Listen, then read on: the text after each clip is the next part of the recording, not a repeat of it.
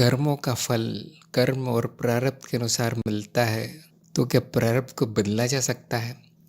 ये तो सबका अपना अपना मानना होगा। इतना आप जान लीजिए कि प्रारब्ध सत्य नहीं है, न कर्म सत्य है न फल सत्य है। अगर आप उसको बदल भी देंगे तो भी वो सत्य नहीं है, तो भी वो असत्य ही है। तो साधक वो है जो ये जान गया है और अब वो कर्मफल प्रारब्ध के परे चला गया है, वो साधक है।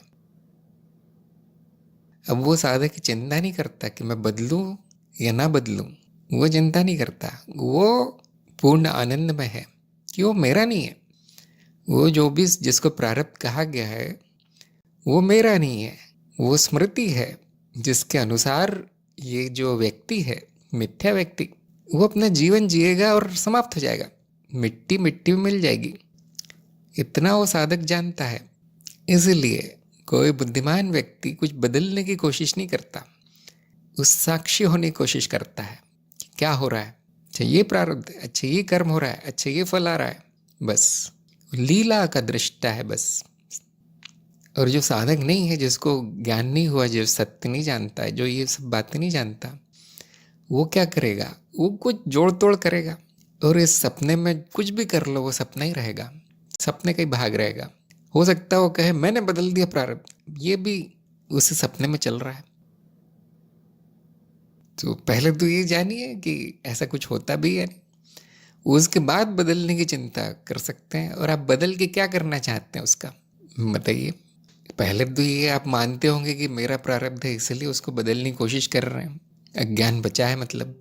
और अगर आप बदलना चाहते हैं तो बदल के क्या करना चाहते हैं? उसको अच्छा करना चाहते हैं? लिखिए थोड़ा सा। साक्षी भाव कर्म हो रहे हैं, मैं करता नहीं हूँ, फल भी मेरे नहीं, तो क्या बदलना चाहते हैं? प्रारब्ध बचा है आपका मधुकर का शून्य का प्रारब्ध भी शून्य है, ये कब जानेंगे आप? या किसी ने बता दिया प्रारब्ध होता है, उसको बदलने की तैयारी शुरू हो गई आपकी। ये जो भी बताया गया, विभिन्न तरह की स्मृतियाँ, विभिन्न कर्म, ये विज्ञान के क्षेत्र में है, प्राचीन विज्ञान है। चित्त का नियम है कर्म, कर्म का नियम सब लोग जानते होंगे, जिसका एक और नाम है कारण प्रभाव का नियम, कि हर प्रभाव का, हर घटना का कारण होता है, हर कारण का प्रभाव होता है। यह है कर्म का नियम और वो माया में लागू है। तो अब वो नियम मनुष्य नहीं बदल सकता कम से कम, लेकिन मनुष्य नियम के परे जा सकता है। इतना याद रखिए कि मैं मनुष्य नहीं हूं, मैं पहले से ही परे हूं, अब कोई जरूरत नहीं कुछ करने की। तो समस्या क्या है? अज्ञान में मनुष्य वो करना चाहता है जो उसके वश में नहीं है, जो कभी होगा नहीं, जो पूरी तरह मिथ्या है, सपना है। और ज्ञान में कुछ करने का है नहीं, कुछ भी मेरा नहीं है। और ये सब विज्ञान है, इसमें कुछ भी सच नहीं है, ऐसा प्रतीत होता है, कारण प्रभाव कर्म आदि। इसको हम कहेंगे पूर्ण ज्ञान।